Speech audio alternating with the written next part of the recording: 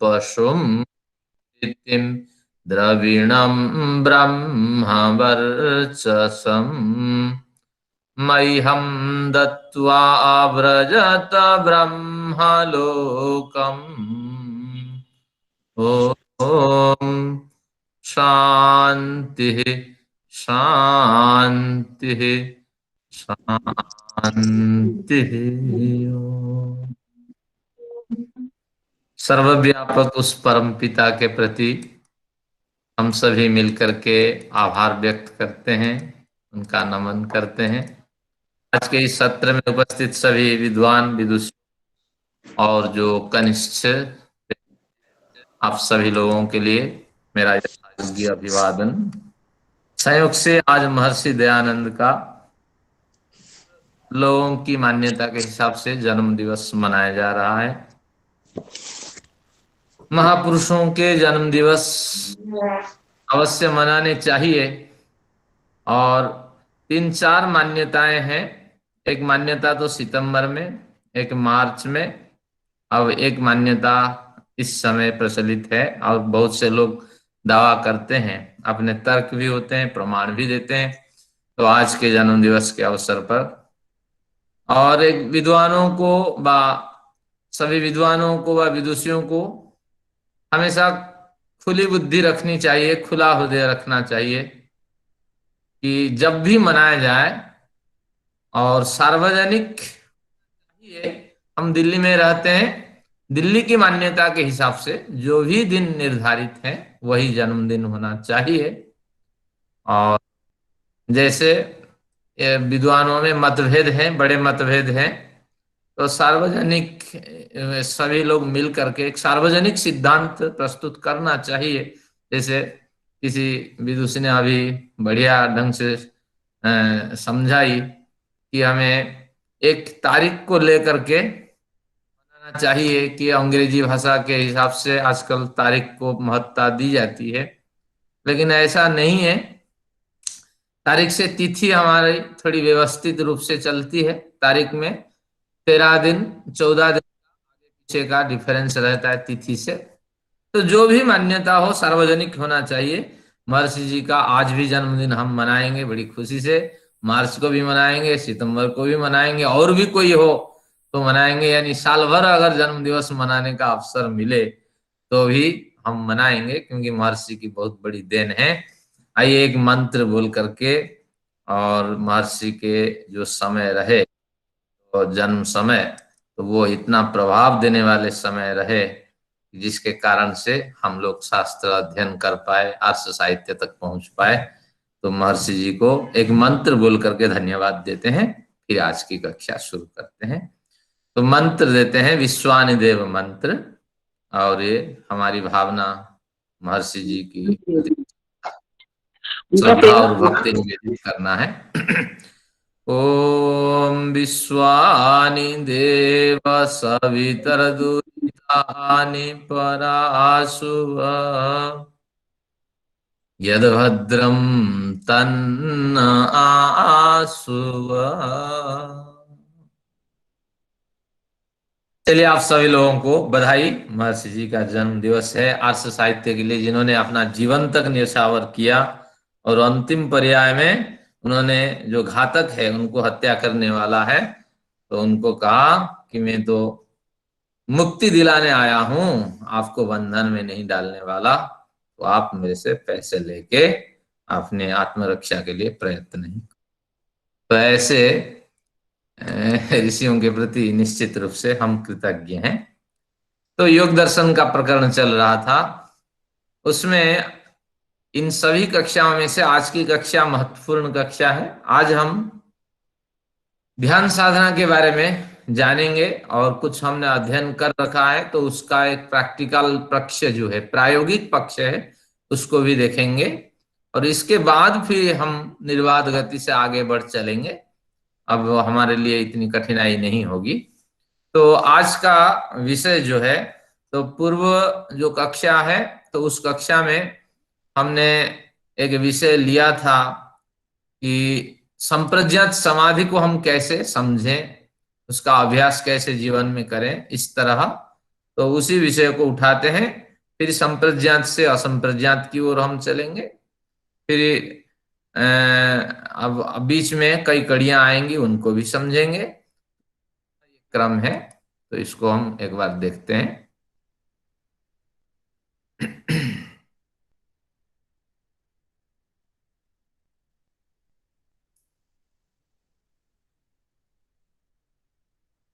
ये सबको दिख रहा है? मैंने देखा था कल के वीडियो में कि कुछ सीट्स नहीं दिख रही हैं। तो आप कोई बोलिए अगर आपको दिख रहा है, नहीं तो फिर दोबारा शेयरिंग करेंगे। दिख रहा है आचार्य जी, दिख रहा है। ठीक है, चलिए। अब हमने बहुत कुछ अध्ययन कर लिए, लेकिन उसको जीवन में कैसे उतारेंगे, ये प्रश्न रहा। हमें ध्यान के बिंदु अभी मिला नहीं है। ध्यान कारण कहलाता है, अभी साधन कहलाता है, वो प्रकरण बाद में आएगा। अब संप्रज्ञात का हमने अध्ययन कर लिया, असंप्रज्ञात का अध्ययन कर लिया, लेकिन इससे पूर्व कुछ स्थितियों से गुजरेंगे कि संप्रज्ञात को भी भली भांति समझ पाए, असंप्रज्ञात को भी भली भांति समझ पाए। तो इसलिए ध्यान का प्रकरण शुरू करते हैं। तो इसमें जो भी हम करते हैं, ध्यान साधना करते हैं या समाधि साधना करते हैं, तो उस साधना के कुछ गूढ़ रहस्य होते हैं, इसको हमें दिमाग में बैठा देना चाहिए। तो हमारे क्रियमाण कर्म होते हैं, जो भी कर्म करते हैं उसके दो तरह के स्वरूप बनते हैं। कुछ तो आदत के रूप में वासना संस्कार हमारे बन जाते हैं, कुछ गलत कार्य जो हमसे हो जाता है, या कुछ निष्काम कर्म या पुण्यमय कर्म हो जाते हैं। तो ऐसे कर्मों से ये संस्कार बन के तैयार हो जाते हैं। धर्माधर्म संस्कार है और कुछ वासनाजन्य संस्कार है। तो इनको हमें दग्धबीज करना होगा, क्योंकि हमारा लक्ष्य है ईश्वर साक्षात्कार। जिस क्षेत्र से हम आए थे, जिस प्रथम से हमारी यात्रा हुई थी, तो उस स्रोत तक हमें पहुंच जाना है। तो इसलिए हमें क्या करना चाहिए, इनको दग्धबीज करना है। दग्धबीज का मतलब दग्ध यानी जलना, बीज, बीज को जला देने पर बीज की जो उत्पन्न शक्ति है, प्रजनन करने की शक्ति है, उसको अगर भून लिया जाए, जैसे हम चावल को, धान को भून लेते हैं, जैसे हम गेहूं को भून लेते हैं, तो वह भुना हुआ गेहूं व धान जो है वो दोबारा बीज की उत्पत्ति या पौधों की उत्पत्ति नहीं कर सकता। तो उसी तरह अगर हमारी वासनाएं, हम बलपूर्वक हमारी वासनाओं पे अधिकार जमा लिए हैं, तो ये वासनाएं फिर गलत कार्य के लिए हमें प्रेरित नहीं करती।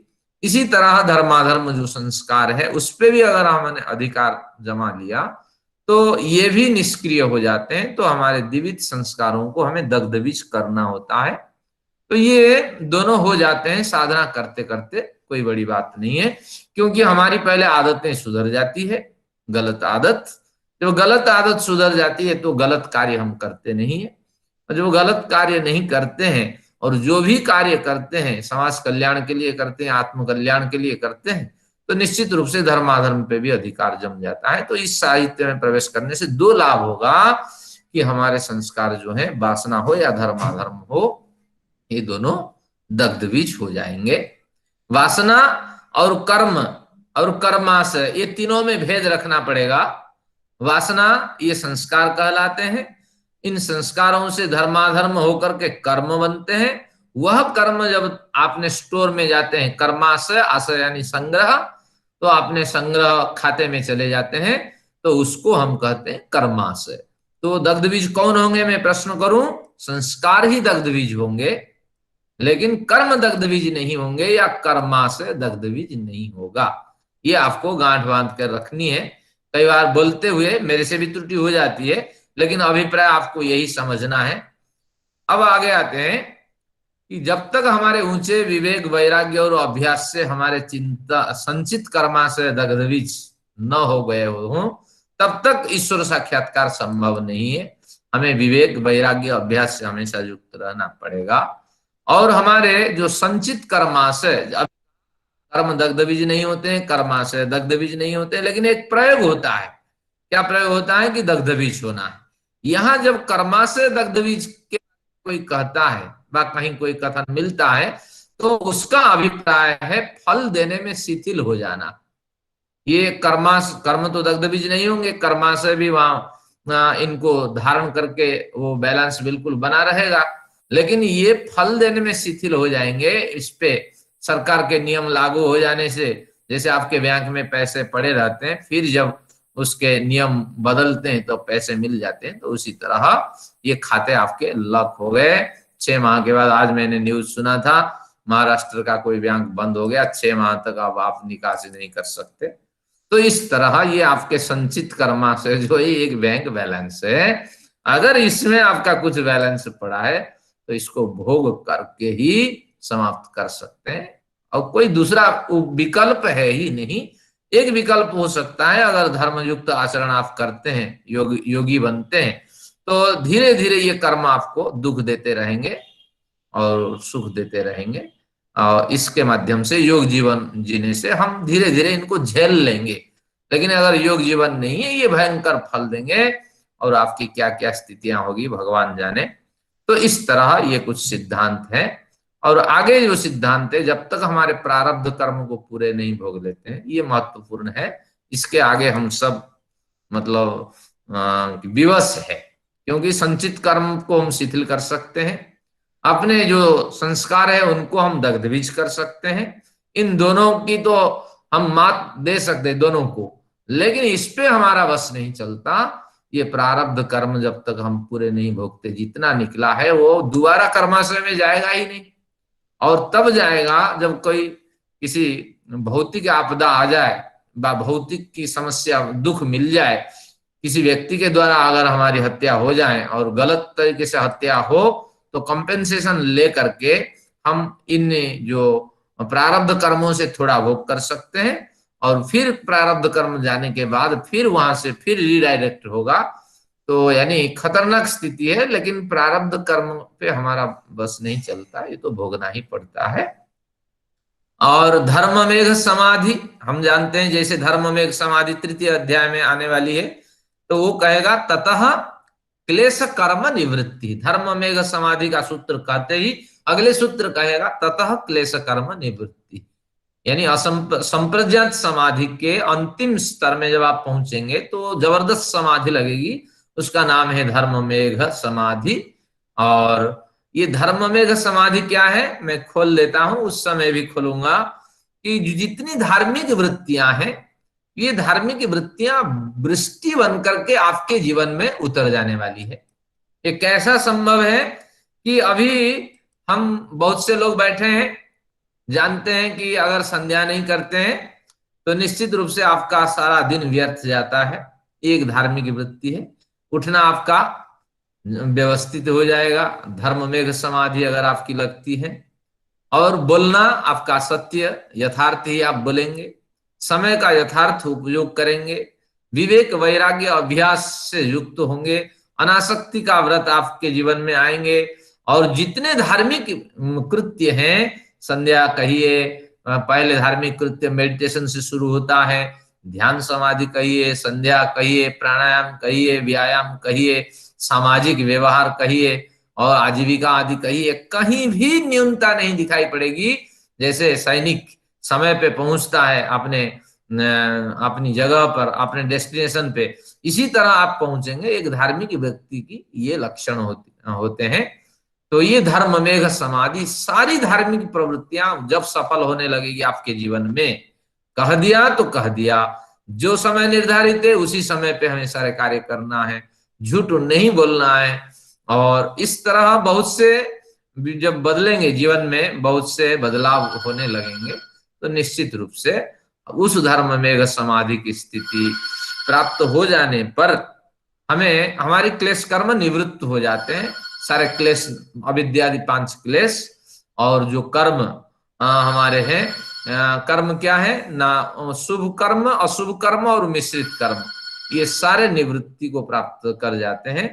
तो ऐसी स्थिति अगर सूत्र में मिलता है तो फिर ये कहते हैं कि निर्बाध धर्ममेघ समाधि लग जाने पर भी ईश्वर साक्षात्कार नहीं होगा। ऐसा कथन क्यों?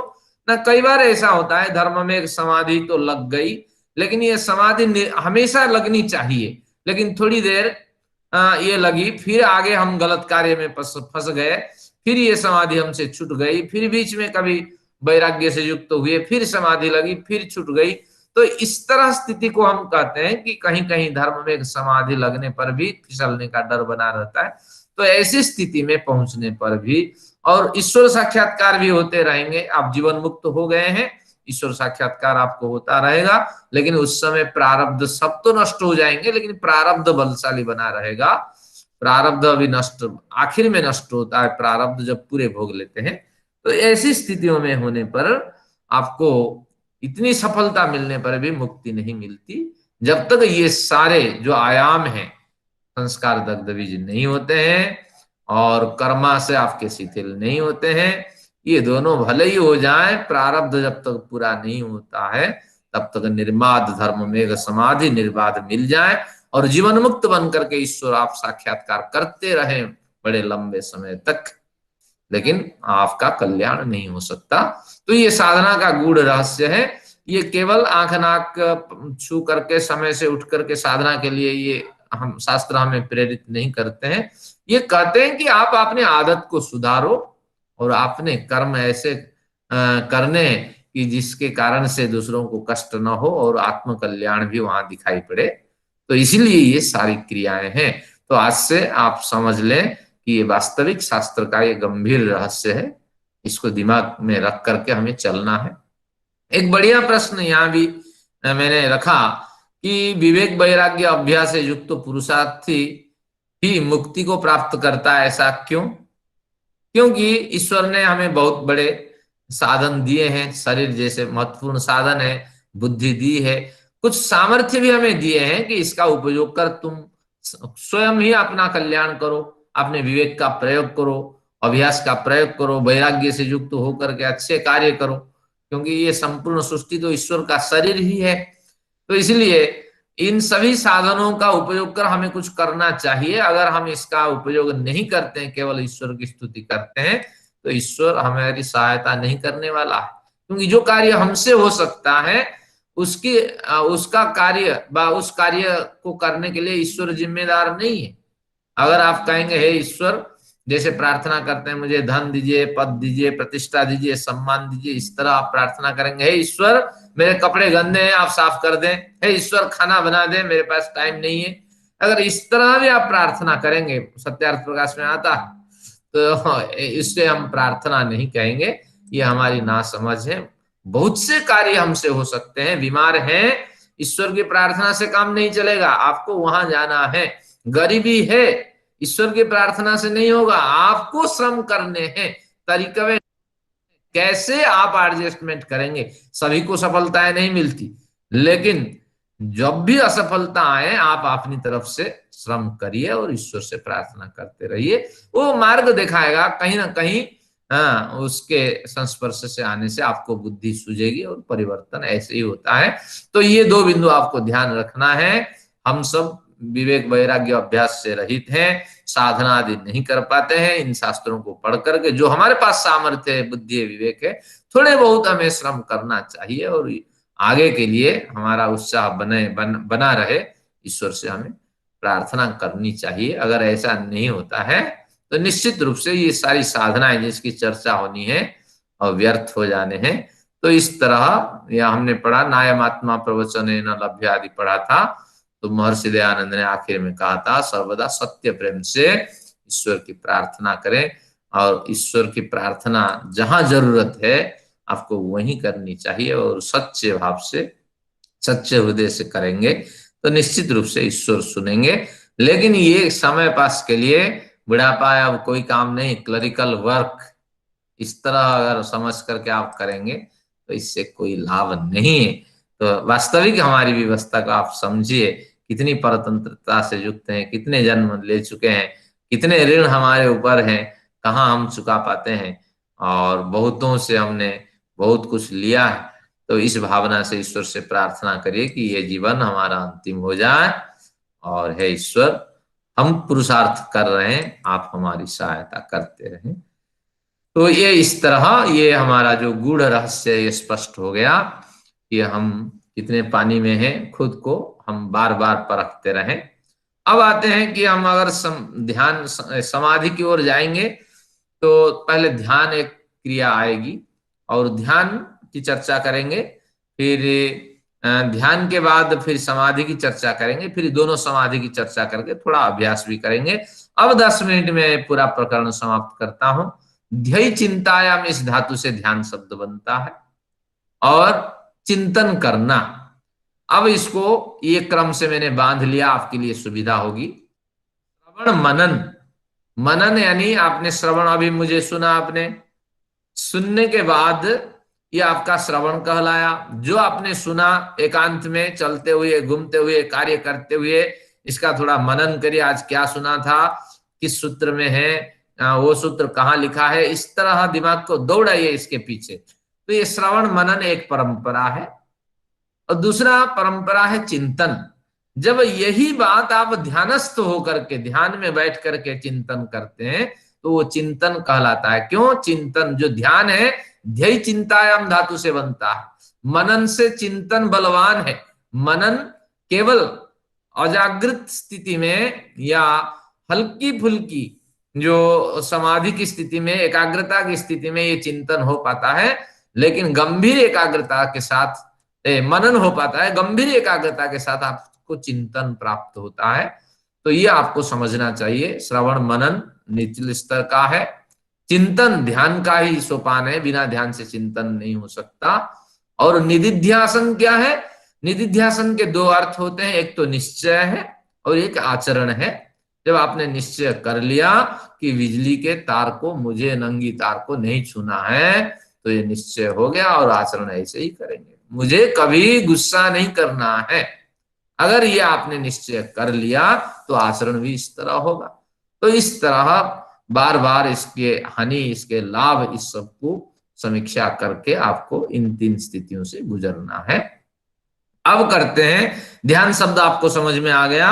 जब गंभीर एकाग्रता के साथ आप चिंतन करते हैं, तब हम उसको ध्यान कहते हैं। और ध्यान 2 प्रकार के हो सकते हैं। एक भौतिक विषयों का हम चिंतन करते हैं, मनन चिंतन निधिध्यासन करते हैं।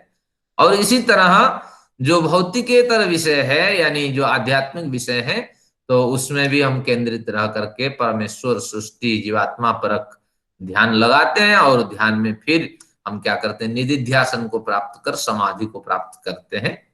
तो अब ध्यान क्या है, जब मन में प्रश्न उठा, तो एक सूत्र आगे बताएंगे तीसरे अध्याय में, कि तत्र प्रत्यय एकतानता। इसको तोड़ दें तो प्रत्यय जमा एकतानता। प्रत्यय यानी ज्ञान, तो ज्ञान की एकतानता, ज्ञान की अखंडता जहां बनी रहे, ज्ञान की अखंडता की जहां प्राप्ति हो जाए। यानी जिस विषय पे आप ध्यान कर रहे हैं, जिस विषय पे आपका चिंतन चल रहा है, वह विषय कैसे होना चाहिए? अखंड तेल धारा के समान। तेल आप गिराते हैं, जब बोतल में कहीं तेल गिराते हैं आपकी कढ़ाई में, ध्यान रखिए कि तेल ऊपर से गिराने की क्रिया बंद हो जाने पर भी उसमें लगे हुए जो छोटे छोटे कण हैं, जो मॉलिक्यूल्स हैं, वो गिरते रहते हैं थोड़ी देर के लिए। तो अखंड तैल धारा के समान आपका ध्यान होना चाहिए। यानी तेल धारा निर्बाध रूप से जैसे अखंडित होकर के गिरती रहती है, आपने जो ध्येय विषय है, जिसके बारे में आपने विचार बना लिया, इसको जानना समझना, तो निरंतर मनन चिंतन अगर उस पर करेंगे, तब जाके सफलता मिलेगी। जब भौतिक विषय की गवेषणा करेंगे, तो आप भौतिक वैज्ञानिक बनेंगे और चिकित्सक बनेंगे। अब देखिए, चिकित्सक बीमारी के मनन चिंतन करके, ध्यान करके उन्होंने बढ़िया वैक्सीनेशन की व्यवस्था की। तो उसी तरह जब हम इसमें भी श्रम करेंगे, सफलता मिलेगी। लेकिन इसमें श्रम करने वाले कम होते हैं। कौन समय खराब करें और कौन इस पे ध्यान दें, इतने शास्त्रों का अध्ययन करें। तो ये कमी है, जो लोग करते हैं वो निश्चित रूप से लाभ लेते हैं। तो आखिर में ये पंक्ति स्मरणीय है कि तात्पर्य यह हुआ कि ज्ञेय विषय का ज्ञान से, ज्ञेय यानी जिसे जानना चाहिए, इस विषय के ज्ञान से भिन्न ज्ञान को उपस्थिति न करना ध्यान है। ध्यान करते समय एकाग्रता पूर्ण रूप से हमें मिलती है। तो उस पूर्ण एकाग्रता के साथ जिस विषय पे हम ध्यान करते हैं, चिंतन करते हैं, तो उसी विषय पे हमें केंद्रित रहना चाहिए, बाह्य विषयों से रहित हो जाना चाहिए। ये ध्यान क्या है, इसके भी बड़े साधन होते हैं। जैसे प्रकरण आएगा उसको स्पष्ट करेंगे। आज का जो प्रकरण है उसी को केवल स्पष्ट करता हूं। और ध्यान कैसे होना चाहिए ना, असकृत उपदेशात, जो आपका ध्येय है बार बार उस ध्येय की आवृत्ति करें, फिर आवृत्ति करने के बाद फिर उसका मनन करें, फिर मनन के बाद चिंतन करें, फिर निधिध्यासन में ले लें, फिर इसके बाद छोड़ दीजिए उसको। और जैसे स्पेस में आपके रॉकेट्स घूमते हैं तो उसी तरह आपके चिंतन उस गहराई तक पहुंच जाने के बाद वो चिंतन निश्चित रूप से क्रियाशील हो जाता है, आपको बार बार उच्चारण करने की आवश्यकता नहीं होती है। तो उस स्थिति का नाम है असंप्रज्ञात समाधि। संप्रज्ञात समाधि तक तो चिंतन मनन हमारा चलता रहता है। अभी उस क्रम को देखेंगे, अभ्यास करेंगे। इसकी पुष्टि में हमने दो उदाहरण दिए हैं छांदोग्य उपनिषद के। सह अन्वेष्टव्य, उसकी खोज करना चाहिए। और खोज करने के बाद क्या है, न विजिज्ञासितव्य, भली भांति उसका साक्षात्कार भी कर लेना चाहिए, उसको जान लेना चाहिए। हम तो खोज करते हैं, सारा संग्रह कर लेते हैं, लेकिन केवल वाचिक बन के रह जाता है, शाब्दिक शाब्दिक बन करके रह जाता है। मेरा ज्ञान हो, आपके ज्ञान हो, श्रवण और अध्ययन का विषय बन जाता है, लेकिन ये हमारे जानने के योग्य नहीं बन पाता, व्यवहार में नहीं उतर पाता। तो मंत्र को आप अन्वेषण करिए, मंत्र को पढ़ करके मन बार बार आवृत्ति करिए, यह अन्वेषण है। और उसको जानने की कोशिश करिए कि इस बिंदु में जो जो बातें बताई गई है वो कौन है, कैसे उनके साथ हमारा संबंध बन सकता है। तो ये कुछ है। तमेव धीरो विज्ञाय, पहले जाने, प्रज्ञा कुर्वीत, और बुद्धि में उसका अनुभव करें, उसका साक्षात्कार करें। तो यानी हम सब जानते हैं, लेकिन हमारा जो इम्प्लीमेंट है, जो फंक्शनल यूनिट है, वो बिल्कुल बंद पड़ी है, हमें उसको खोलना है। ये कुछ विषय है, ध्यान से हमने अध्ययन किए। अब आते हैं समाधि को देखते हैं। ध्यान के बाद तुरंत समाधि की स्थिति होती है। तो समाधि में ये उसकी कुछ परिभाषाएं लिखी है कि सम्य समाधि में सम उपसर्ग है, आ उपसर्ग है, और धा धातु से धी बन करके यहाँ धा और किफ आदि प्रत्यय से समाधि शब्द निष्पन्न होता है। तो सम का अर्थ होगा सम्यक्तया, और आ का मतलब आधीयते, आधार्यते, ध्येय ध्यान के अर्थ में, चिंतन के अर्थ में। तो आचिंत्यते वा ध्येय, यानी समाधि पे जब हम प्रतिष्ठित हो जाते हैं तो भली भांति जो आपने ध्येय है तो उसका मनन चिंतन हम करते हैं। लेकिन ध्यान रखना, कितना भी मनन चिंतन करें, हमारी जो सीमा है, जो ज्ञान है, तो उस हिसाब से हमारा मनन चिंतन हो सकता है। मैं अगर आपको बताऊं, आज के सीट के बारे में सारा समझा दूं, और अगले दिन आप मेडिटेशन में बैठेंगे तो ये संस्कार आपके उत्पन्न ही नहीं होंगे। पहले इनको आपको मेमोराइज करनी पड़ेगी, रटना पड़ेगा, इसको बार बार मनन करना पड़ेगा। इन स्थितियों से जब आप गुजरेंगे, अंदर से एक संस्कार उत्पन्न होगा, आप बैठते ही ये संस्कार धीरे धीरे उत्पन्न होंगे। तो निश्चित रूप से ध्यान उसी का ही गंभीर होता है, वो गहरा ध्यान को प्राप्त करता है जिसमें, जिसका आर्ष साहित्य में जितना प्रवेश है। तो पहले प्रवेश प्राप्त करिए, फिर उन्हीं संस्कारों को आप उभारिए, तब आनंद मिलेगा। और ये ध्यान का वास्तविक रूप है कि ध्यान समाधि का वास्तविक रूप है कि समाधि में भली भांति अपने जो ध्येय है उसका हम चिंतन कर पाते हैं, मनन कर पाते हैं, उसके बारे में निश्चय कर पाते हैं, उस निश्चय के अनुसार व्यवहार में हम उतर पाते हैं। तो पहले तो आपको अध्ययन करके आर्ष साहित्य संस्कार उत्पन्न करना होगा। अगर ये संस्कार यहाँ उत्पन्न नहीं होता है तो समस्या क्या होगी? ये समस्या वहां मुक्ति लोक में भी है। मुक्ति लोक में गए हुए व्यक्तियों में भी ज्ञान के आधार पर भेद बना रहता है।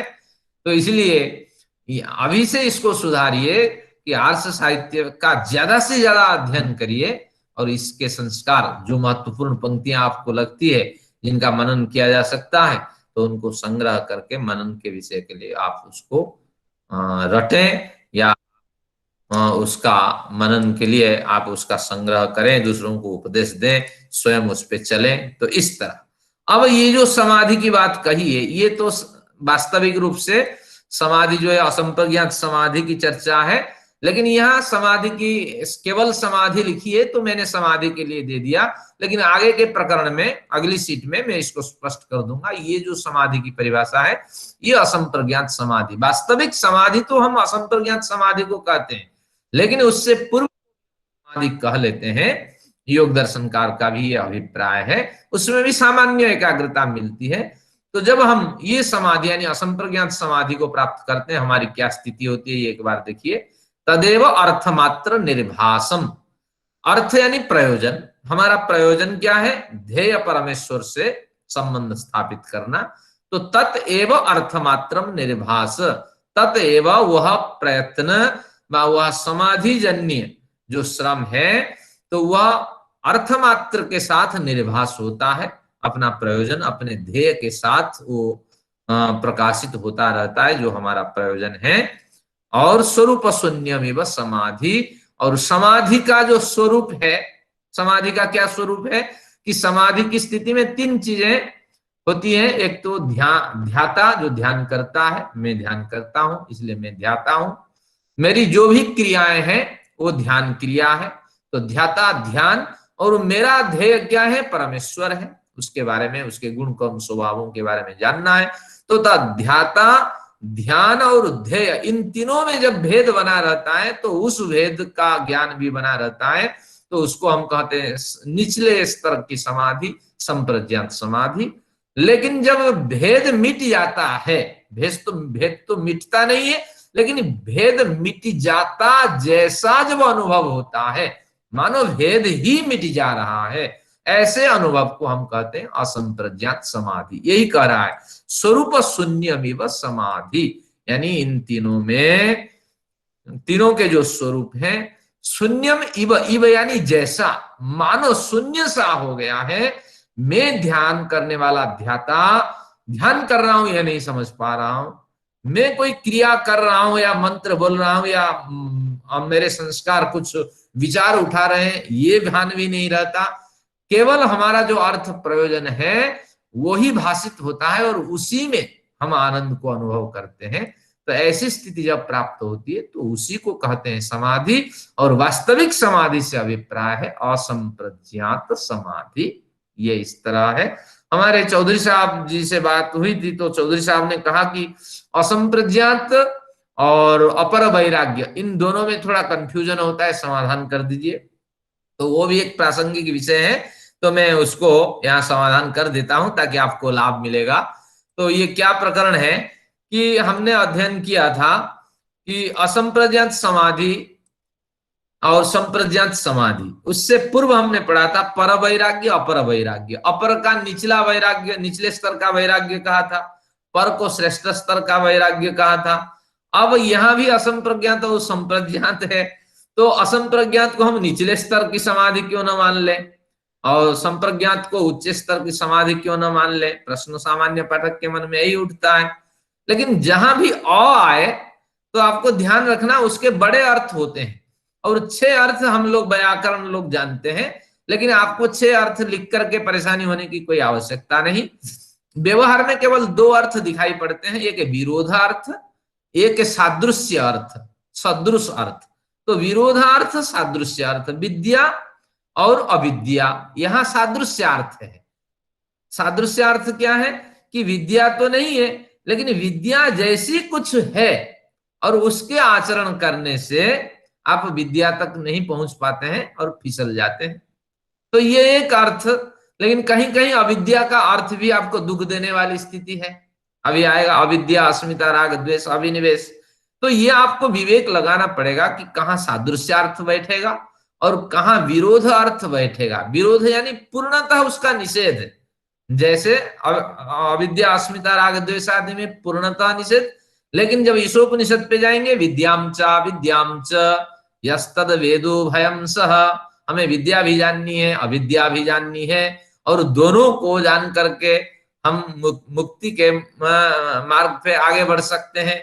तो फिर अविद्या को जब जानना नहीं छोड़ना है तो फिर यहाँ जानने से क्या अभिप्राय है, तो वहां फिर हमें सादृश्यार्थ को लगाना पड़ेगा कि यहाँ अविद्या का मतलब है हमारा कर्म है, हमारी उपासना है। कर्म और उपासना से हमें इतनी एकाग्रता नहीं मिलती, जब कर्म उपासना के साथ हमें ज्ञान न हो। थोड़ी देर कर्म करेंगे फिर हम थक जाएंगे, फिर कहेंगे अरे मैंने बहुत बड़े काम किए हैं, क्या फर्क पड़ता है, समाज में इतने लोग हैं वो भी थोड़ा मेरे जैसे काम करे ना, मैं कोई ठेका ले रखा हूं, काम करता रहूं। उपासना भी करते करते आप थक जाते हैं, जब कुछ मिलता ही नहीं है तो श्रद्धा हट जाती है, टूट जाती है। तो तात्पर्य ये ज्ञान, उपासना और आपके कर्म, ये दोनों को हम अविद्या कहते हैं। कब तक ये अविद्या है? जब तक ज्ञान से ये युक्त नहीं होते हैं। और ज्ञान से युक्त हो जाने पर इसमें बड़ी श्रद्धा, बड़ी एकाग्रता, बड़े उत्साह हमें मिलते हैं, तो फिर वो विद्या कहलाती है। तो अब चर्चा करते हैं यहां संप्रज्ञात असंप्रज्ञात में क्या भेद है, कि यहां भी आपको विवेक लगाना पड़ेगा। पर अपर तो ऋषि अपने हिसाब से दे दिए, लेकिन यहां थोड़ा क्रम बदल दिए। संप्रज्ञात में निचले स्तर की समाधि, असंप्रज्ञात को उच्च स्तर की समाधि कह दी। अब असंप्रज्ञात में जो अ है वो सादृश्यार्थक है। और कैसा सादृश्यार्थक है? संप्रज्ञात का मतलब भली भांति हम प्रज्ञान कर सकते हैं, ज्ञान कर सकते हैं अपने ध्येय का, ये संप्रज्ञात है। और जुड़ जाने से अब यहां हुआ कि मानो भली भांति हम अपने ध्येय का ज्ञान कर रहे हैं, मानो जोड़ना पड़ेगा। यानी परमेश्वर का ज्ञान भली भांति हमसे हो नहीं सकता, ये आप नोट करके रखिए, क्योंकि हम अल्पज्ञ जीव है, वो विश्व सर्वव्यापक परमपिता है। कितनी भी एड़ी चोटी के बल लगा ले, हम पूर्णतः उनको जान नहीं सकते। लेकिन यहां ऐसी स्थिति उत्पन्न हो जाती है, हमारी सारी संभावनाएं अभिव्यक्त हो जाती है कि हमें लगता है कि जो जानने योग्य विषय है उनको हमने जान लिया, जो करने योग्य विषय था हमने कर लिए। तो इस तरह की जो दिव्य अनुभूति होती है, वो अनुभूति बताती है मानो कि हमने परमेश्वर को भली भांति जान लिया है। हमारी समझ परमेश्वर को भली भांति जानने के सदृश्य है। तो इसलिए इसका नाम असंप्रज्ञात समाधि। तो इस तरह ये प्रकरण क्लियर हुआ। लेकिन ये इस तरह क्यों बनाया? महर्षि की अपनी इच्छा। तो उन्होंने असंप्रज्ञात समाधि को उस समय की परंपरा के हिसाब से श्रेष्ठ समाधि का दर्जा दिया है। तो इसलिए परंपरा का हम सम्मान करते हैं। तो हम अब निचले स्तर की समाधि नहीं कह सकते, ये उच्च स्तर की समाधि है। और उसमें पहुंचने के बाद हमें बहुत बड़ी सफलता मिलती है। और हमें लगता है मानो जो जानने योग्य है उनको जान लिए, जो करने योग्य कार्य था उनको हमने कर लिए। इस तरह अब आते हैं असंप्रज्ञात की बात खत्म हो गई, संप्रज्ञात की बात खत्म हो गई। अब ये संप्रज्ञात समाधि का ये अर्थ दे रखे हैं, आप इसको पढ़ लीजिएगा। बल्कि ये सीट और अगली सीट आज भी शो करूंगा, ये दोनों सीट प्रिंट निकाल करके फाइल में रख लीजिए। ये पूरे योग दर्शन का जो वास्तविक हमारा मार्ग है, जो मंजिल है, यही है। तो अब देखते हैं असंप्रज्ञात के 4 भेद हैं। हमारे सचदेवा साहब अभी याद किए जाते हैं। सचदेवा साहब कहते हैं कि मुझे जो आनंद समाधि समझ में नहीं आई, तो हम कैसे ध्यान में इसको लगाएंगे, इसका वास्तविक व्यावहारिक स्वरूप क्या है, अभी हम करते हैं। संप्रज्ञात समाधि के व्यवहारिक स्वरूप को प्रैक्टिकल करते हैं, लेकिन पहले समझ जाते हैं। अब इसके 4 भेद हैं, ये परिभाषा तो स्पष्ट हो गई। जब वितर्क समाधि की स्थिति में हम पहुंचेंगे, तब हम सोचेंगे वितर्क में स्थूल प्रकृति का मनन करने होते हैं। स्थूल प्रकृति यानी 5 भूतों से निर्मित ये जो स्थूल 5 भूत हैं, उनका हम स्मरण करते हैं। तो अब आपको ये मंत्र याद रखने पड़ेंगे। मैंने क्या कहा? संस्कार जितना प्रबल होगा, ध्यान उतनी एकाग्रता से आपका लगेगा। अगर संस्कार अंदर नहीं है तो कुछ नहीं होगा। ये मंत्र भी अभ्यास करने होंगे, ये अर्थ भी अभ्यास करने होंगे। मैं केवल उदाहरण से दिखाया, तो आगे फिर आप आगे बढ़ते हुए चले जाएंगे। ये मंत्र क्या कहता है? जस्य में हिमवंतु महित्वा। हमें लक्ष्य रखना है स्थूल प्रकृति, लेकिन उससे छनते हुए परमेश्वर की हमें स्मृति होती रहे। तो आंख बंद करके जब बैठेंगे तो क्या विचार करेंगे कि ये हिमवान बड़े बड़े पर्वत, हिमाच्छादित बड़े बड़े पर्वत जिसकी महिमा का गान करते हैं। क्योंकि ये बड़े बड़े पर्वत अपने आप नहीं बने, ये ईश्वरीय व्यवस्था से ही निर्माण को प्राप्त हुए। यस्य समुद्रम, कितने बड़े बड़े समुद्र हैं। तो ये समुद्र, विशाल समुद्र, रसया सहाउ, जो रसा है, जो पृथ्वी है वो कितनी बड़ी है। तो ये सभी जिस परमेश्वर का गुणगान करते हैं। जस्य में प्रदिशा, ये दिशाएं कितनी लंबी लंबी ऊंची दिशाएं हैं। जस्य बाहु, ये बाहु के दोनों भुजाओं के समान द्यू और पृथ्वी कैसे फैले हुए हैं। तो कस्मै देवाय हविषा विधेम। तो इस तरह ये दिव्य सृष्टि को बनाने वाले, दिव्य भौतिक सृष्टि को उत्पन्न करने वाले, क यानी सुख देने वाले उस परमेश्वर के प्रति हम नमन करते हैं, आभार व्यक्त करते हैं, भक्ति करते हैं। तो इस तरह ये विशाल सृष्टि का स्मरण करके परमेश्वर को हमें ध्येय बनाना है, क्योंकि ध्यान और समाधि कुछ भी कहें, हमें ध्येय की चाह होती है, लेकिन माध्यम कुछ होता है। हमें महर्षि जी को स्मरण करना है, लेकिन ये हमारे लिए साधन है, साध्य तो वह परम पिता है। तो इसलिए इस तरह हमें ध्यान करना होगा। फिर इस पंक्ति को भी आप ले सकते हैं, और धीरे धीरे जैसे आप पढ़ते जाएंगे आपका ज्ञान बढ़ता जाएगा, और समाधि में आप 4-5 मंत्र इस तरह लेकर के एकाग्रता को प्राप्त कर सकते हैं। और ये पंक्ति पढ़ लेना, अर्थ तो है, मैं अंतिम लाइन समझाता हूं। जो अस्याध्यक्ष परमे व्योमन, इस सारी सृष्टि के जो पंचभौतिक सृष्टि है, इस सृष्टि के जो अध्यक्ष है वो परम व्योम में निवास करता है। इस व्योम के पीछे उसका स्वरूप है, वो परम व्योम अभावात्मक आकाश में विद्यमान वो परम पिता है, और निश्चित रूप से सृष्टि के रहस्य को वही जानता है। अगर कोई दावा करे कि वो नहीं जानता, तो कोई नहीं जानता। तो इस तरह स्मरण करके उस ईश्वर का, ईश्वर को ध्येय बनाइए, उस ध्येय में आप अपने को खो जाइए। तो ये हुआ वितर्क स्वरूप समाधि। आगे आते हैं, अब आते हैं विचार स्वरूप समाधि में हमें क्या करना। विचार में सूक्ष्म भूतों का मनन करना है। तो एक बढ़िया मैंने मंत्र इसमें दे दिया, उपनिषद का श्लोक है, अजा में काम लोहित शुक्ल कृष्णा। एक अजा है, जन्म न लेने वाली प्रकृति है, वो शुक्ल कृष्ण और लोहित वर्ण वाली है, अनेक प्रजाओं को उत्पन्न करती है अपने समान। और एक अज यानी जीवात्मा यहाँ मौजूद होता है, जो जन्म नहीं लेता है, और वो क्या करता है, इस प्रकृति को खूब उपभोग करता है।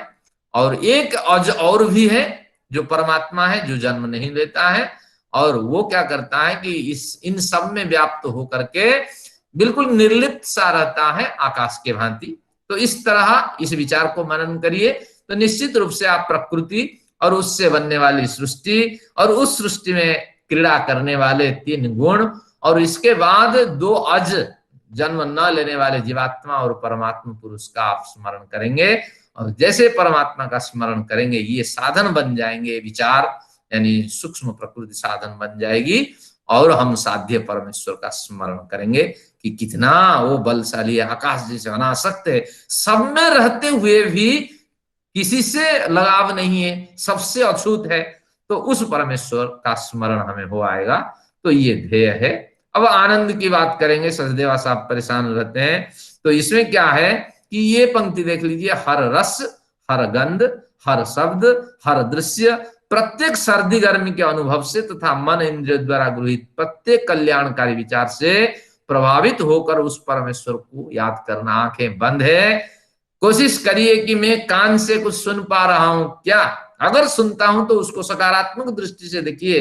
अगर कर्कश आवाज है, कि परमेश्वर निश्चित रूप से कर्कश आवाज को भी उत्पन्न किया है, और इसलिए उत्पन्न किया कि दुष्टों पर वो शासन कर सके। तो अगर मधुर आवाज है, तो परमेश्वर दिव्य मधुर आवाज जितनी मिलती है संसार में, सभी का स्रोत है। तो मुझे उस परम आवाज तक जानी है। अगर जो जो आपके भोजन, जो विचार स्मरण हुआ है, उसको सकारात्मक रूप से देखिए।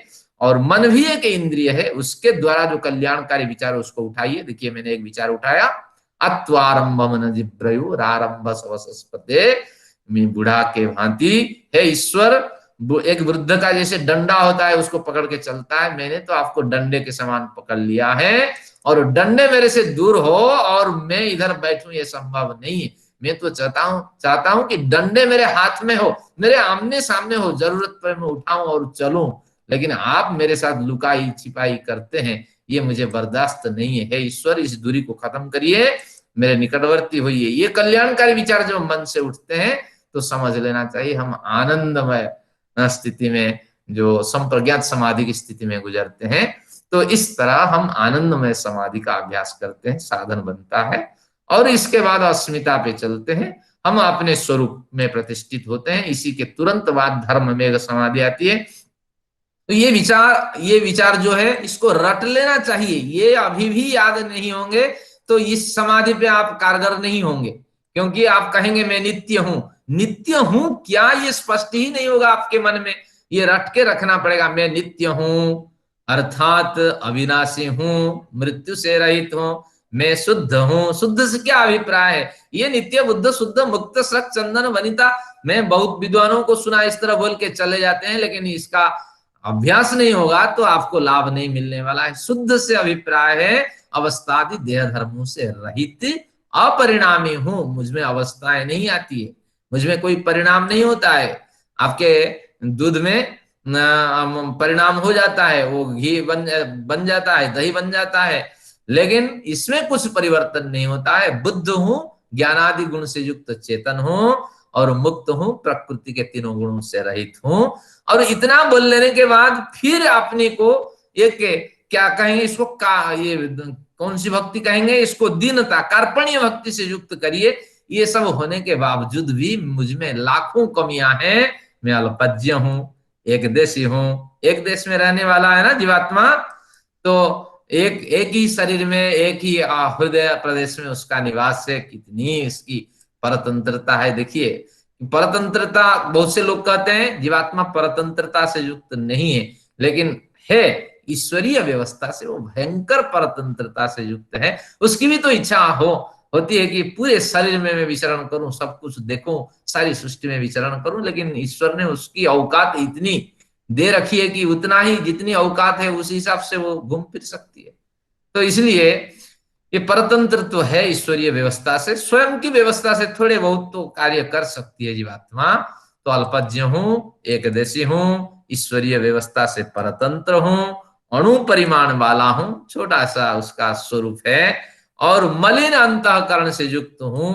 इसको बोल्ड करना चाहिए था, ऑपरेटर से गलती हो गई। तो ये मलिन अंतःकरण से युक्त हूं। जितना भी हम करें अपने को एक कार्पण्य भक्ति से, दीनहीन भक्ति से आप युक्त करें, ताकि अगर कमी महसूस होगी तभी कुछ आएगा अंदर। तो अगर पहले से बोलेंगे कि हम शुद्ध अंतःकरण वाले हैं, तो इसमें कुछ आने वाला नहीं है। तो इसलिए इसको कार्पण्य भक्ति कहते हैं, और आनंद रहित जीवात्मा हूं। तो इस तरह आप स्मरण करें। ये आपका हुआ संप्रज्ञात समाधि का प्रथम पर्याय। और द्वितीय पर्याय में हम उन 3 सूत्रों को याद करेंगे जिसका लाभ मिलेगा, लेकिन आज दोनों पे गुजर सकते हैं। आइए पहले इसका अभ्यास करते हैं। इसका अभ्यास करते हैं, संप्रज्ञात समाधि का अभ्यास करते हैं। अब आप क्या करेंगे? विचार तो मेरे रहेंगे, क्योंकि ये पंक्तियां आपको याद नहीं, संस्कार तो आपके होंगे नहीं। तो आप क्या करेंगे? आंख बंद करके आनंद लीजिए, शब्दावली मेरी रहेगी, और आगे आप अभ्यास करते रहिए। हम बार बार इसका अभ्यास करेंगे अभी कुछ दिन तक, ताकि हमें लाभ मिले इसका। केवल अध्ययन से कोई बड़ा लाभ नहीं मिलने वाला है। अब आप क्या करिए? पहले व्यवस्थित होकर बैठ जाइए, आंखें बंद करिए। ध्यान रखिए कि हम किसी साधन विशेष का अभी उपयोग नहीं कर रहे हैं, क्योंकि समाधि यूं नहीं लगती है। समाधि के लिए यम नियम आदि क्रम से चलना पड़ता, लेकिन हमारे शास्त्रकार जब समाधि से ही प्रकरण शुरू करते हैं तो उस हिसाब से हम चलेंगे। फिर जब साधन आपाद अध्ययन कर लेंगे, सबको मिला करके आपके सामने जो वास्तविक साधना का स्वरूप है वो स्पष्ट हो जाएगा। तो अब आते हैं, आप क्या करिए? आंखें बंद करिए। जब हमारे पास यम नियम, आसन, प्राणायाम, प्रत्याहार, धारणा, ये सब अभी अनुपलब्ध है, तो इसकी पूर्ति के लिए एक बार हम नमः संभवाय मंत्र का पाठ करते हैं, फिर इसमें असंप्रज्ञात समाधि का अभ्यास करेंगे। ओम नमः संभवाय च मयो भवाय च नमः शंकराय च मयस्कराय च नमः शिवाय च शिवतराय च।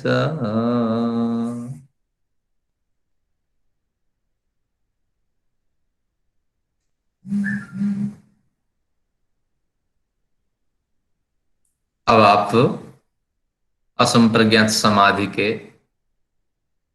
वितर्क पे चलते हैं। मन ही मन इन मंत्रों का आपको अभ्यास करना पड़ेगा।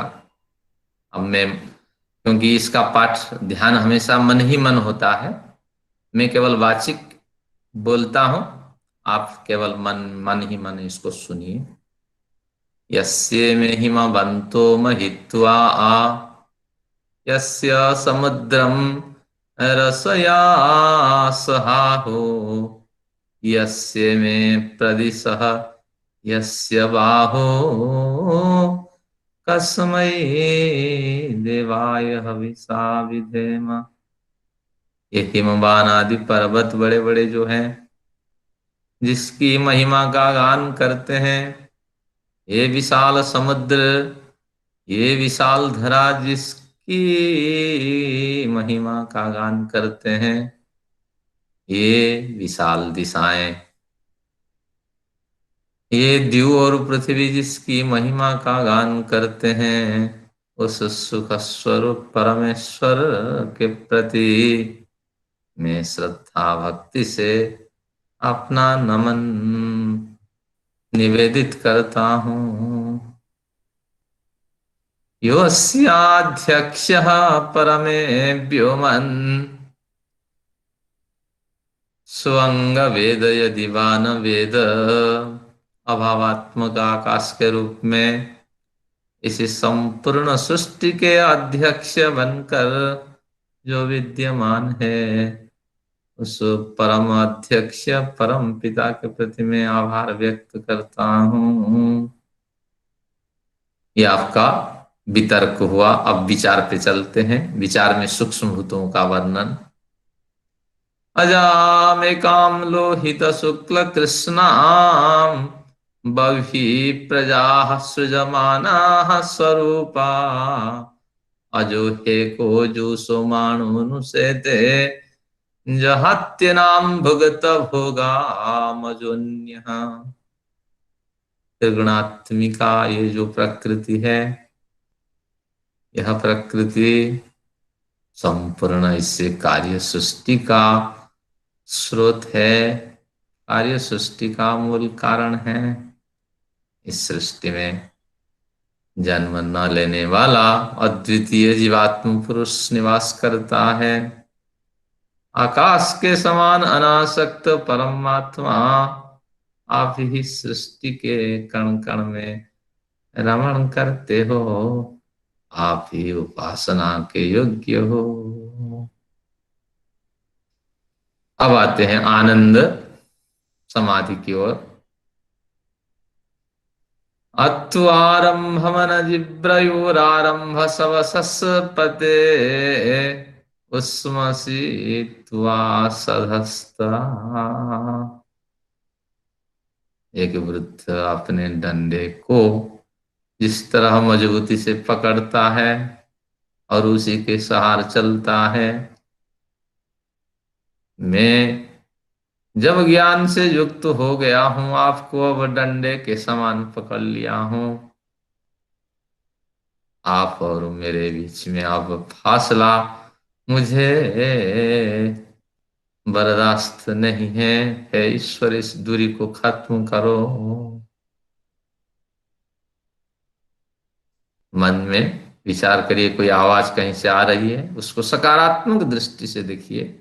इस आवाज से मेरे परम पिता ही मुझे स्मरण हुआ है। अब आते हैं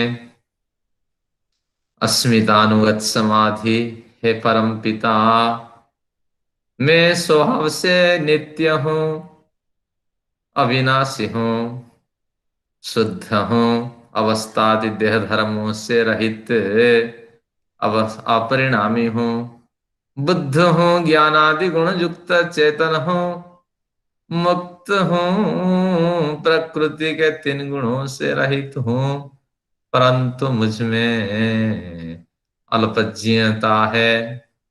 मैं एक देशी हूं, ईश्वरीय व्यवस्था से परतंत्र हूं, मलिन अंतःकरण से युक्त अणु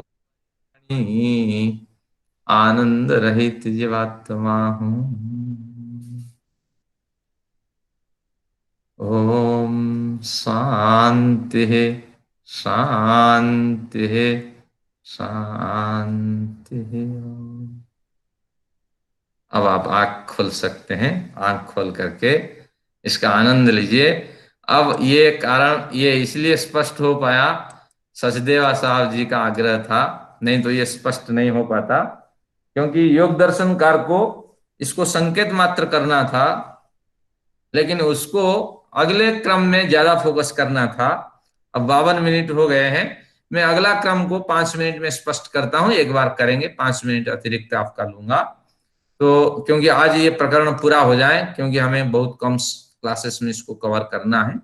अगला प्रकरण जो योग दर्शन को अभिप्राय है, योग दर्शनकार इस पे इस तरह कोई संकेत नहीं किया, लेकिन अगले प्रकरण में जबरदस्त संकेत किया है, जो आज विवेच्य विषय है, उसकी चर्चा करते हैं। और सचदेवा साहब जी का जो आनंद आज मिला, उनका धन्यवाद करते हैं। ये देखिए द्वितीय पर्याय, ये हमारा कड़ी है, हमारी कड़ी है, ये हमारा गंतव्य है। हमें ओंकार की उपासना करनी है। असंप्रज्ञात समाधि का द्वितीय पर्याय, अभी संप्रज्ञात समाधि का द्वितीय पर्याय, असंप्रज्ञात समाधि अभी आई नहीं। अब ये सावधानियां मैंने चर्चा की थी, 3 सावधानियां हैं। वाचिक करिए या मानसिक करिए, आपके मंत्र उच्चारण से दूसरे को कष्ट ना हो, दूसरे डिस्टर्ब ना हो, ध्यान रखिए। जो जितने मंत्र मैंने बोले ये सब मानसिक हो जाने चाहिए, क्योंकि साधना से हम दूसरों को आहत नहीं करना चाहते। अगर एकांत में है और खुली जगह है, आपकी आवाज से प्रतिध्वनियां मिलती है, तो आपको उत्साह मिलेगा। ध्यान रखिए, ये विधि आपको अपनानी है।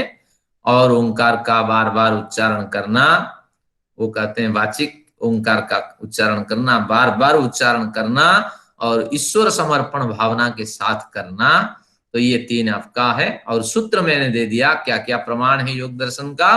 तस्य वाचकः प्रणवः, यानी प्रणव से उसकी उपासना करनी है।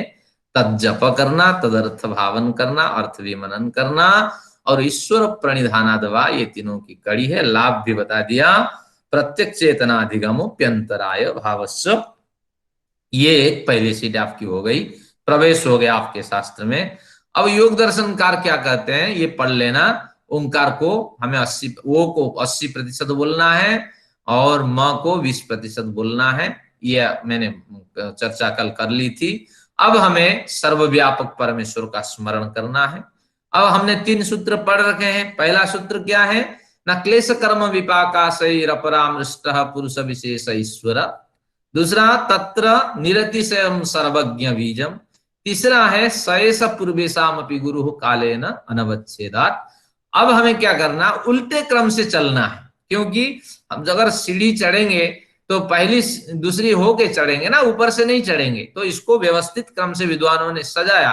ये परंपरा बड़ी लंबी परंपरा है, ध्यान परंपरा।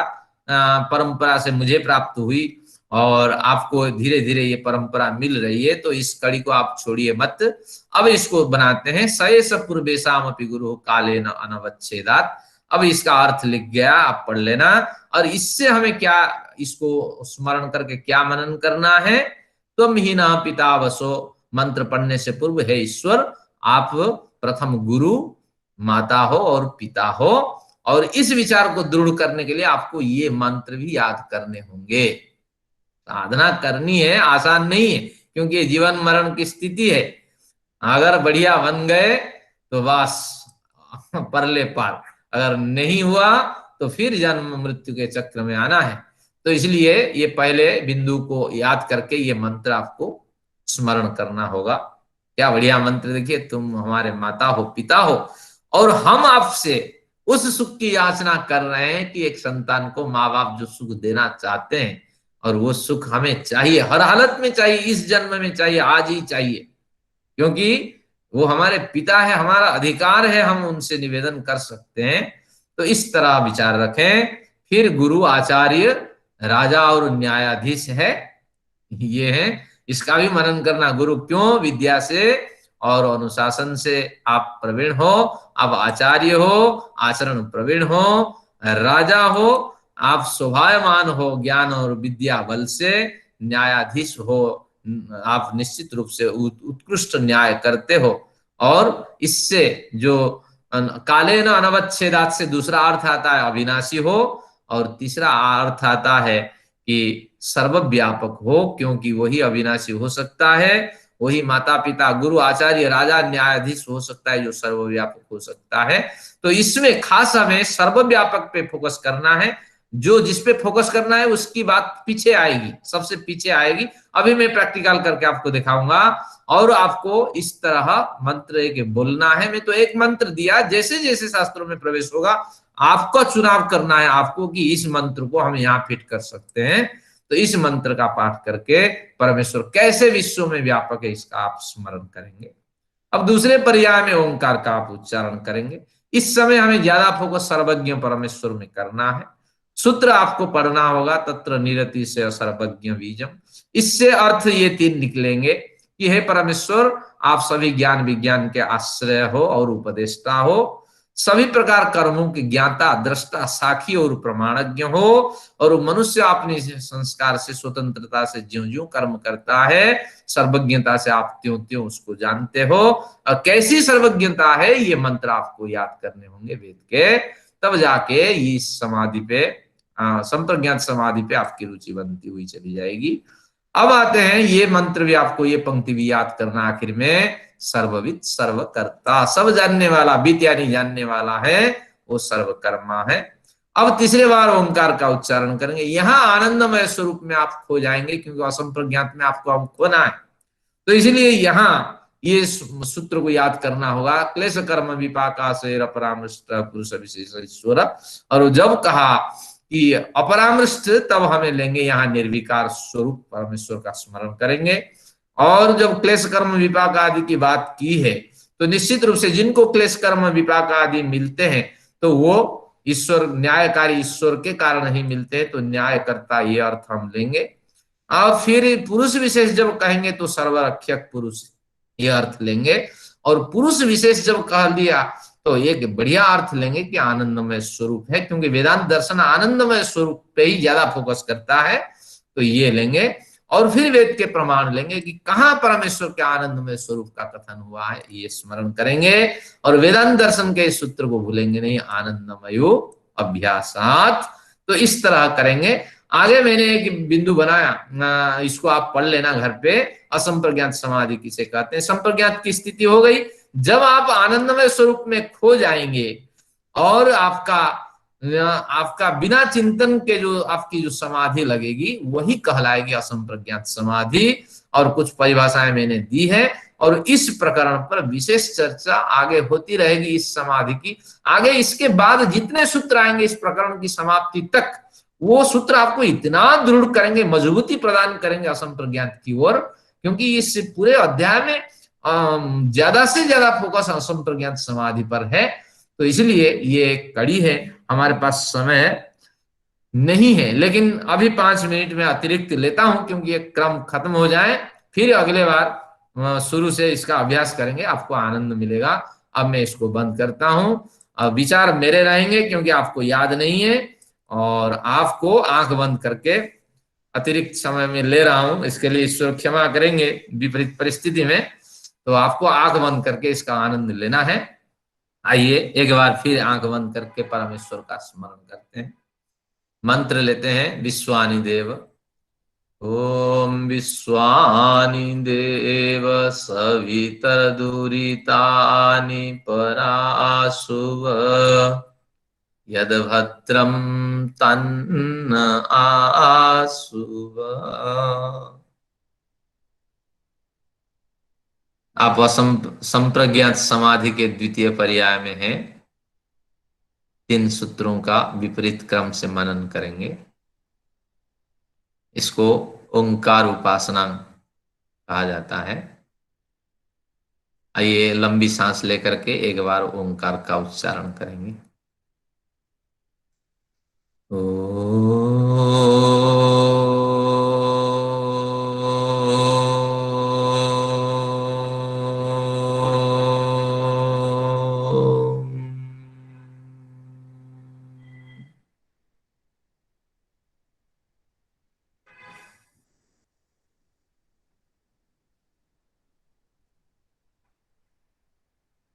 स एष पूर्वेषामपि गुरुः कालेनानवच्छेदात्।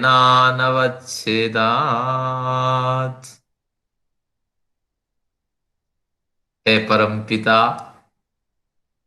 आप मेरे प्रथम गुरु, माता, पिता हो।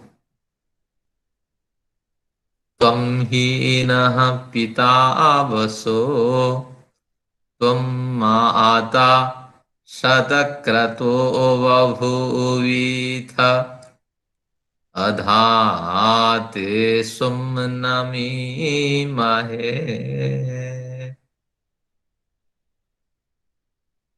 हे परम पिता, आप विद्या से, अनुशासन से गौरवशाली मेरे गुरु हो, आचरण प्रवीण आचार्य हो, राजा हो, न्यायाधीश हो।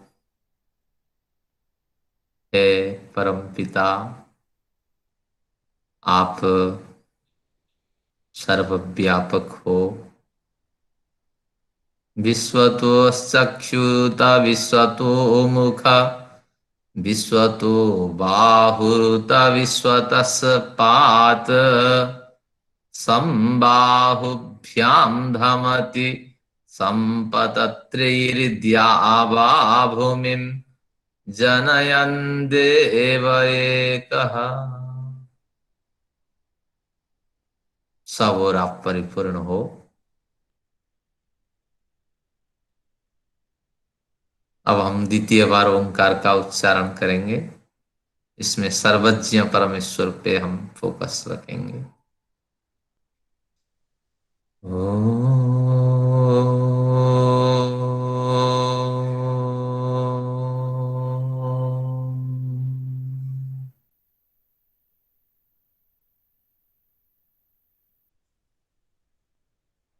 तत्र निरतिशयम् सर्वज्ञ बीजम्। हे परम पिता, आप सभी ज्ञान विज्ञान के आश्रय हो, उपदेष्टा हो, सभी कर्मों के ज्ञाता, दृष्टा, साक्षी और प्रमाणज्ञ हो।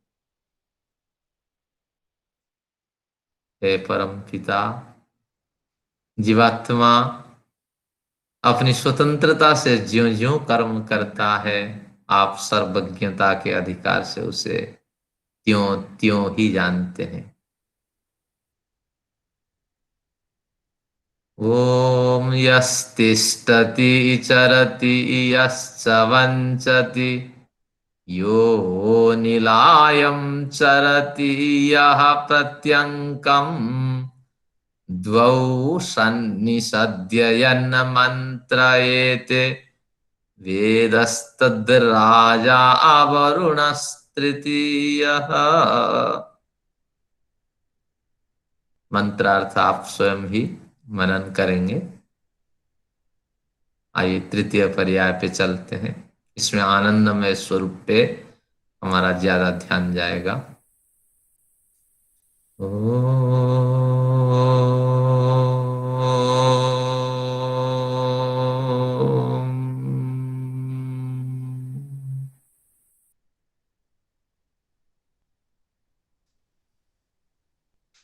क्लेश कर्म विपाका शैरपरामृष्टः, पुरुष विशेषः ईश्वरः। हे परमेश्वर, आप निर्विकार हो, अनासक्त हो, नित्य मुक्त हो। हे परम पिता, आप सर्वरक्षक हो, न्यायकारी हो, आनंदमय स्वरूप वाले हो। अकामो धीरः अमृतः स्वयंभुः, रसेन तृप्तः न कुतश्चनो न, तमेव विद्वान्न विभाय मृत्यो, रात्मानं धीरमजरं युवानम्। आनंदमयो अभ्यासात्। अब विचारों को आप बंद करके निर्विचार होकर के जो संस्कार है कि परमेश्वर सर्वव्यापक है, आनंद की ऊर्जा है। उस ऊर्जा में मैं सराबोर हो रहा हूं। बसंत की वह ऋतु, वह हवा याद करिए जिस समय मन प्रसन्न हो जाता है। प्रातः काल की वह वेला याद करिए जिस समय हमें प्रसन्नता मिलती है। जवानी का वो जोश याद करिए जिससे हम प्रसन्न हो जाते हैं। ज्ञान की वो स्थिति याद करिए जिससे निवृत्ति होती है, सिद्धांत स्पष्ट हो जाते हैं। तो इस तरह आनंद हम अनुभव कर रहे हैं, आनंद में गोता लगा रहे हैं और ईश्वर से प्रार्थना करिए। इतनी बड़ी आयु व्यतीत हो जाने पर भी कुछ भी अनुभव नहीं हो पा रहा है। ये अथाह सागर में हम फंसे हुए हैं। हाथ फैलाइए, उद्धार के लिए प्रार्थना करें। शीघ्र ही यही बंधन, शरीर रूपी बंधन हमारे लिए अंतिम हो जाए। इस तरह उदात्त भावनाएं उठाइए और अंत में परमेश्वर से प्रार्थना करिए कि हे ईश्वर, आपकी कृपा से धर्मार्थ काम मोक्ष रूपी फल हमें प्राप्त हो। आपकी कृपा से मुझे एकाग्रता मिली, इसके लिए आपका धन्यवाद। आप मुझे सुन रहे हैं, निश्चित रूप से आपसे कोई प्रतिक्रिया मिलेगी। इस विश्वास के साथ सत्र समाप्त करें और दोनों हाथ को आप रगड़िए और अपने चेहरे पे लगाइए। ये इसलिए कि चेहरे में एक मुस्कान से स्थिति आ जाए, क्योंकि ध्यान करते वक्त आपकी आंसू गिरते हैं आपके, और आपकी स्थितियां बिल्कुल खराब सी होती है। तो ये सब पुछ जाएंगे, धुल जाएंगे। गर्माहट महसूस होगी, ताजगी महसूस होगी। तो इस तरह 3 बार शांति का पाठ करिए। ओम शांति शांति शांति। ये वास्तविक ध्यान पद्धति है और हमने टुकड़ों में इसका अभ्यास किया। अगले सत्रों में एक सत्र और लेना पड़ेगा, क्योंकि जब योग के विघ्न आएंगे फिर कहेंगे तद प्रतिषेधार्थम एक तत्वाभ्यास। तो इस सूत्र के बल पे एक अनुरोध वो करेगा कि एक तत्व का अभ्यास करें। उस समय सर्व को मिला करके हम अभ्यास करेंगे। मैं अभी सेकंड का भी पीडीएफ भेज देता अरे हूँ, उसको पढ़िए। गुरुजी एक क्या कहते हैं, आज जो आपने अभी जो ध्यान पत्ती पूरी कराई है अभी 3 स्टेप में, तो ये सारा का सारा जैसे आपने मंत्र बोला फिर उसका हिंदी में अर्थ